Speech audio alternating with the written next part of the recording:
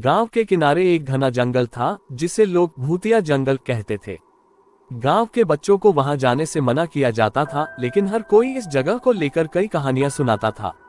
जंगल के बीचों बीच एक बहुत पुराना और बड़ा पेड़ था जिसे लोग भूतिया पेड़ कहते थे। कहा जाता था कि इस पेड़ के पास रात में भूतों का डेरा होता है और वहां जाने वाला कोई भी इंसान कभी वापस नहीं आता। रवि, मोनू और सीमा तीन बहुत अच्छे दोस्त थे। तीनों को रोमांचक कहानियों और रहस्यमयी जगहों पर जाने का बहुत शौक था। एक दिन उन्होंने तय किया कि वे भूतिया जंगल में जाकर उस पेड़ को देखेंगे। सबने एक दूसरे से वादा किया कि डरेंगे नहीं और एक साथ रहेंगे। शाम के समय तीनों दोस्त छिपते छिपाते जंगल की ओर चल पड़े। धीरे धीरे अंधेरा छा रहा था और जंगल की रहस्यमयी आवाजें उनके कानों में गूंजने लगी। पेड़ों की शाखाएं जैसे किसी छाया की तरह हिल रही थीं और हवाओं की सरसराहट उनके दिलों में डर भर रही थी। कुछ देर चलने के बाद वे आखिरकार उस बड़े भूतिया पेड़ के पास पहुंच गए। पेड़ बहुत ही अजीब और डरावना लग रहा था।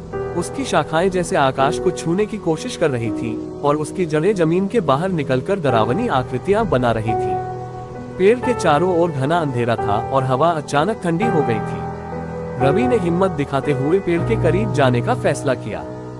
जैसे ही उसने पेड़ को छूने की कोशिश की, अचानक हवा तेज हो गई और पेड़ की शाखाएं जोर जोर से हिलने लगी। मोनू और सीमा डर गए और पीछे हटने लगे, लेकिन रवि ने उन्हें शांत रहने को कहा। तभी पेड़ के पीछे से किसी के हंसने की आवाज आई। वह आवाज इतनी डरावनी थी कि तीनों के रोंगटे खड़े हो गए। उन्होंने चारों ओर देखा, लेकिन कोई नजर नहीं आया। तभी पेड़ की एक शाखा जैसे जीवित हो गई और उसने रवि का हाथ पकड़ लिया। रवि जोर जोर से चिल्लाने लगा, मुझे छोड़ दो, मुझे छोड़ दो। मोनू और सीमा ने जल्दी से रवि का हाथ पकड़ा और उसे खींचने की कोशिश की। उनकी सारी ताकत लग गई, लेकिन शाखा बहुत मजबूत थी। अचानक एक बूढ़े आदमी की आवाज आई, यहाँ से भाग जाओ, नहीं तो तुम भी इसी पेड़ का हिस्सा बन जाओगे। तीनों ने उस आवाज की बात मानते हुए अपनी पूरी ताकत से दौड़ लगाई। वे जल्दी से जंगल से बाहर आ गए और गांव की तरफ भागे।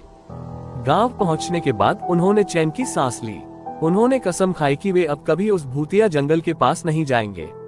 अगली सुबह गांव में एक बूढ़ा आदमी आया और बताया कि वह उस पेड़ का रखवाला है। उसने गांव वालों को चेतावनी दी कि उस पेड़ के पास जाने से हमेशा बुरा होता है। तीनों दोस्तों ने उसकी बात मान ली और कभी उस पेड़ के पास नहीं जाने का फैसला किया। इस घटना के बाद रवि, मोनू और सीमा ने समझ लिया कि कुछ जगहों पर जाना खतरनाक हो सकता है और किसी की चेतावनी को नजरअंदाज नहीं करना चाहिए।